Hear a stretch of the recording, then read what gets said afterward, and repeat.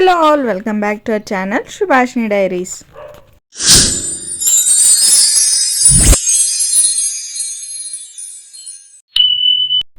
Hello అందరికీ, ఈరోజు అయితే నేను మన వైజాగ్లో జరుగుతున్న ఒక బిగ్గెస్ట్ ఎగ్జిబిషన్కి అయితే వచ్చేసానమాట.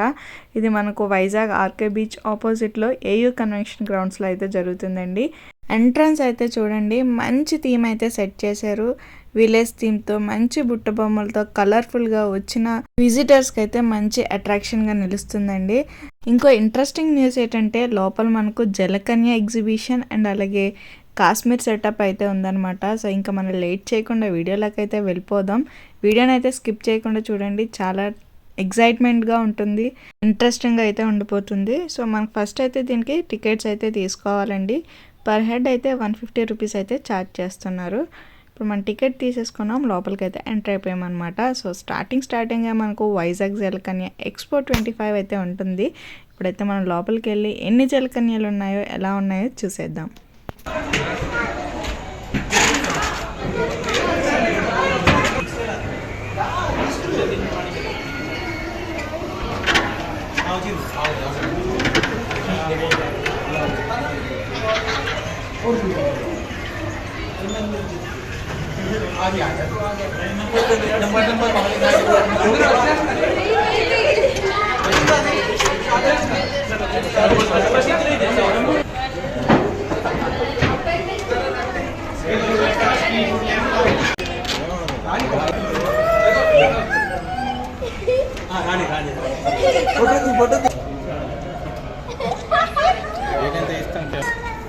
చూసారు కదండి, వీళ్ళే జలకన్యలు. వీళ్ళకైతే మన హ్యాట్స్ ఆఫ్ అయితే చెప్పొచ్చు. ఎందుకంటే ఆఫ్టర్నూన్ 2 to నైట్ 10 వరకు అయితే ఎగ్జిబిషన్ అనేది జరుగుతుందండి. అప్పటి వరకు వీళ్ళు ఆ వాటర్లోనే ఉంటూ వచ్చే వాళ్ళందరికీ మంచిగా ఎంటర్టైన్ చేయాలి.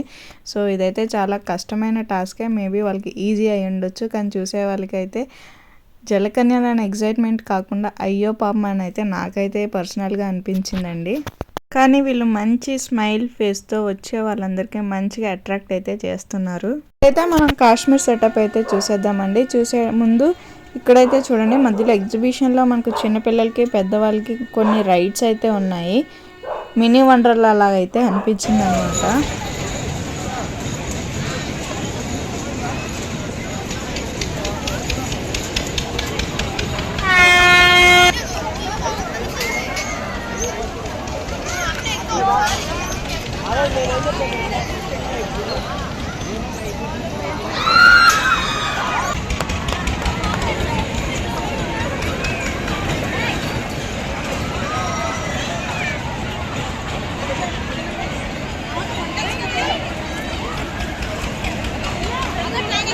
ఇప్పుడైతే మనం కాశ్మీర్ సెటప్ దగ్గరికి అయితే వచ్చేసామండి. చూస్తున్నారు కదా, ఇదే అనమాట. ఫ్రంట్ లుక్ అయితే ఈ విధంగా ఉంది. కాశ్మీర్లో ఉన్న లొకేషన్స్ అన్నీ మనకి ఇలా రిక్రియేట్ అయితే చేశారు. సో ఫస్ట్ అయితే ఇక్కడ చూస్తున్నారు కదా, ఒక కేవ్ అనమాట. ఈ కేవ్ లోపల నుంచి ఇప్పుడు మనం కాశ్మీర్కి అయితే వెళ్ళిపోవాలి. సో లోపలికి వెళ్తున్నప్పుడు అయితే చాలా చల్లగా అనిపించింది, కాశ్మీర్లో ఉన్నట్టు. కాశ్మీర్ సెట్ వేయడమే కాదండి, మనకు కాశ్మీర్లో ఉన్న అనుభవం పొందడానికి కోసం అయితే ఇక్కడ చల్లని వెదర్ కోసం అయితే మంచి చల్లని అట్మాస్ఫియర్ని అయితే క్రియేట్ చేశారు. లోపలికి వెళ్ళగానే చాలా చల్లగా అనిపించింది అనమాట. అండ్ మనకు అందరికీ తెలిసిందే కాశ్మీర్లో ఫేమస్ యాపిల్స్ అని. సో ప్రతి చోట యాపిల్ చెట్లు అయితే వేశారు.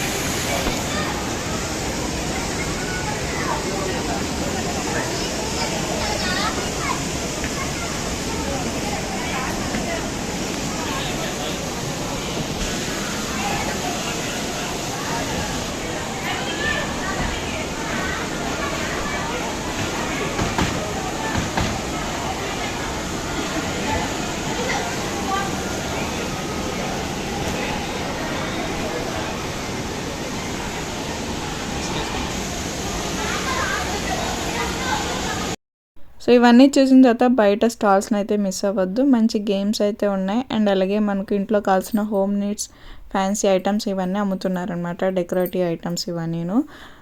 అండ్ అలాగే ఫుడ్ స్టాల్స్ కూడా ఉన్నాయి. సో ఇదన్నమాట వైజాగ్లో జరుగుతున్న జలకన్య ఎగ్జిబిషన్ యొక్క డీటెయిల్స్. మీకు ఈ వీడియో నచ్చినట్లయితే please do like, share and subscribe to Subhashini diaries. Thank you for watching.